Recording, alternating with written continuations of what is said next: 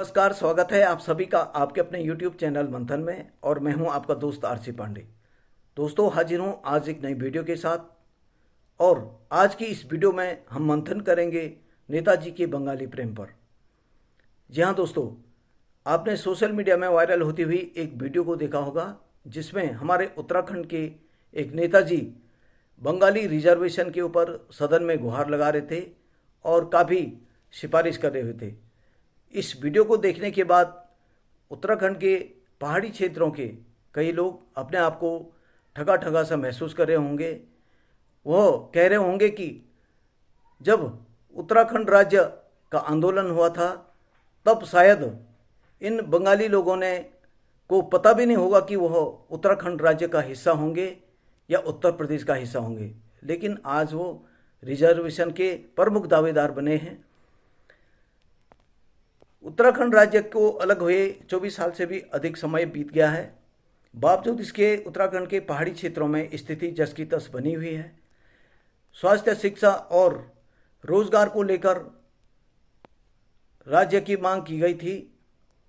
लोगों का सपना था कि उत्तराखंड के मध्य गैरसैंण में राजधानी होने से उत्तराखंड सरकार राज्य की अच्छी तरीके से निगरानी कर पाएगी और राज्य का चहुमुखी विकास होगा। लेकिन लोगों का यह सपना तो पूरा हो नहीं पाया, लेकिन सपना चकनाचूर जरूर हो गया।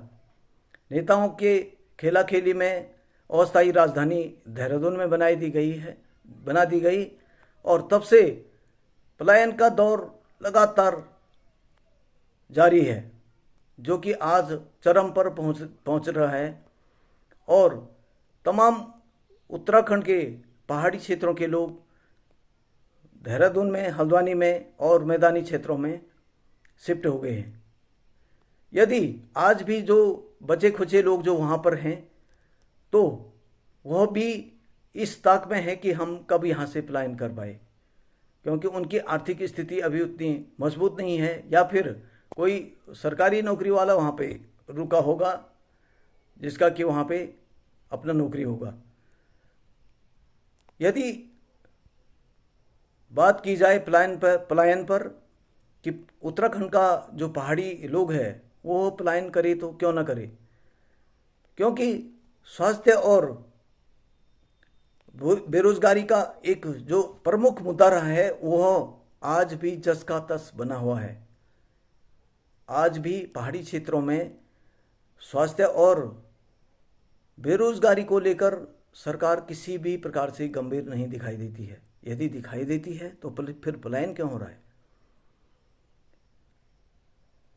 यदि आज भी किसी पहाड़ी को, यानी कि पहाड़ में रहने वाले व्यक्ति को कोई इमरजेंसी हो गई, उसके परिवार को किसी भी प्रकार की कोई इमरजेंसी हो गई, तो वह उसकी जान नहीं बचा पाएगा।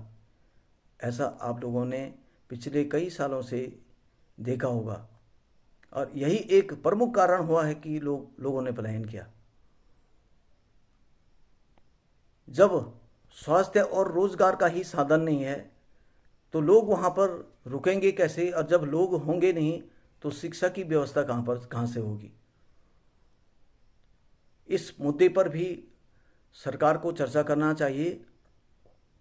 और जो मूल निवास और भू कानून के लिए तमाम उत्तराखंडी दोबारा संघर्ष कर रहे हैं, उन्हें लग रहा है कि उनके अस्तित्व को खतरा पैदा हो रहा है, उस विषय पर भी चर्चा होनी चाहिए और उस विषय पे सरकार को गंभीर होना चाहिए। वोट बैंक अपनी जगह है, मानते हैं संख्या बल के आधार पर राजनीति चलती है, लेकिन जो उत्तराखंड की मेन पहचान है वह पहाड़ी क्षेत्रों से है, और पहाड़ी क्षेत्रों पर सरकार अपना रुख मोड़ नहीं सकती है, बेरुख नहीं हो सकती है। यहाँ पर देहरादून के निकट जो कि जौनसार और बाबर दो क्षेत्र हैं जो कि मुश्किल से 70 से 90 किलोमीटर की दूरी पर होंगे, वो पिछड़े हुए क्षेत्रों में हैं। उत्तराखंड के जो कुछ ज़िले ऐसे हैं जिनके गांव आज भी बहुत पिछड़े हुए इलाकों में हैं। प्रधानमंत्री सड़क योजना के तहत रोड पहुंचने के बाद भी आज भी वो मीलों दूर पैदल चलते हैं। आप इमेजिन करिए कि रोड न पहुंचने से पहले उनकी स्थिति क्या होगी। क्या उनको पिछड़ा क्षेत्र घोषित नहीं किया जा सकता है? सदन में इस तरह के मुद्दे भी उठाए जा सकते हैं, या उन लोगों को रिजर्वेशन की कोई व्यवस्था की जा सकती है।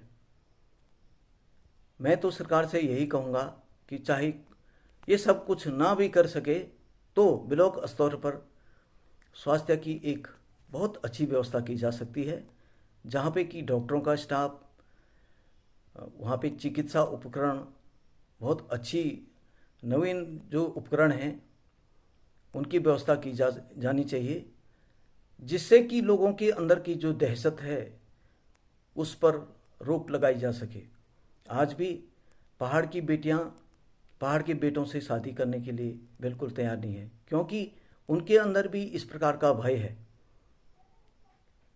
उन्होंने अपने माँ बाप को, अपने परिवार के किसी सदस्य को इस तरह की घटना को होते हुए देखा है और पहाड़ की उन विकट समस्याओं को देखा है, तो वह भी नहीं चाहते कि अपने भविष्य को अधर में लटकाएं, और हर कोई मूलभूत आवश्यकताओं को चाहता है।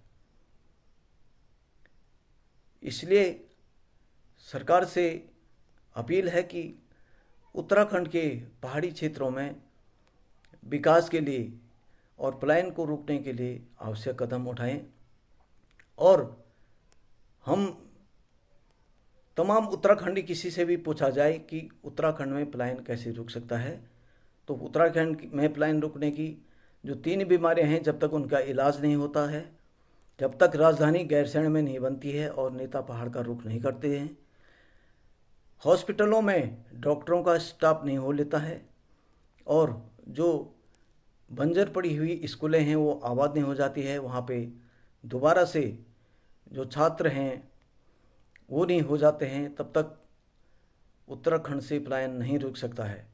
आप देखेंगे यहाँ देहरादून में, हल्द्वानी में कॉलेजों की मंडी लगी हुई है, और हॉस्पिटल, बड़े बड़े हॉस्पिटलों की मंडी लगी है।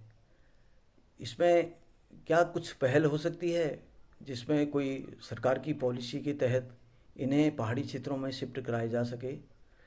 इस विषय पर भी चर्चा करनी चाहिए, बात करनी चाहिए, और जिससे कि आम उत्तराखंडियों को यह लगे कि हाँ, उत्तराखंड राज्य अलग होने से हमें कुछ फ़ायदा हुआ है, और उनका जो किया हुआ संघर्ष है वो उनके काम आ सके।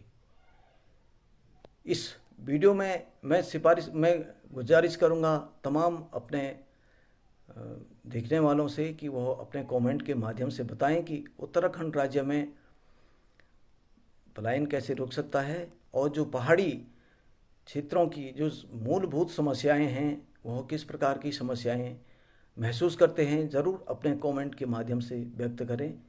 धन्यवाद। जय हिंद, जय उत्तराखंड।